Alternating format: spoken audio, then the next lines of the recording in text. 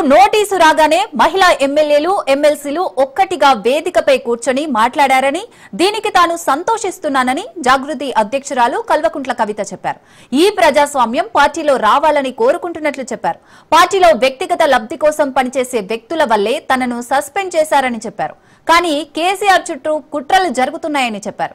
ఇవాళ తనను పార్టీ నుంచి బయటకు పంపించారు. రేపు కేటీఆర్ ను కూడా బయటకు పంపిస్తారు. అందుకే జాగ్రత్తగా ఉండాలని చెబుతున్నానని హెచ్చరించారు. ఒక మాట నాకు సంతోషం అనిపించింది.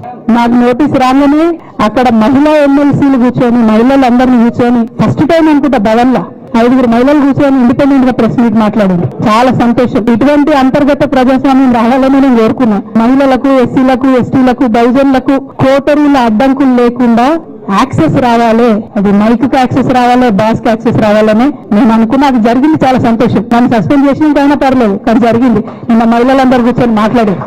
కేసీఆర్ గారు, కేటీఆర్ గారు, నేను, మా కుటుంబం, మాకు రక్త సంబంధం. పదవులు పోతానో పార్టీలకు వెళ్ళి సస్పెండ్ చేస్తానో పోయేటటువంటి బంధం కాదు. కానీ ఎవరైతే వెస్టెడ్ ఇంట్రెస్ట్ ఉన్న పార్టీలు ఉంటారో, పార్టీలో ఉండి కేవలం డబ్బు సంపాదించుకోవాలనేటటువంటి ఒక ఆలోచనతో, వ్యక్తిగత లబ్ధి పొందాలనేటటువంటి ఆలోచనతో ఉన్నటువంటి వ్యక్తులు, వాళ్ళకి కావాల్సింది ఉంది, మేము ముగ్గురం కలిసి ఉండొద్దు, మా కుటుంబం బాగుండొద్దు, మా కుటుంబం విచ్ఛిన్నం అయితేనే వాళ్ళకి అధికారం వస్తుంది. దానిలో భాగంగా ఇవాళ మొదటి స్టెప్ నన్ను బయటేసారు పార్టీలోకి వెళ్ళి. అది ఇక్కడితో ఆగదు. నేను గౌరవనీయులు పెద్దలు దైవ సమానులు కేసీఆర్ గారిని విజ్ఞప్తి చేస్తాను. నేను మీకు ఒక సూచన చేస్తాను. దయచేసి మీ చుట్టూ ఏం జరుగుతున్నదో ఒకసారి చూసుకోండి. నన్ను ఇవాళ బయటకు పంపొచ్చు.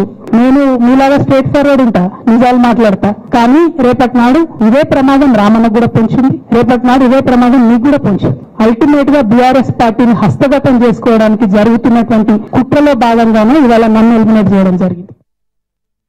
కానీ నేను ఒక మాట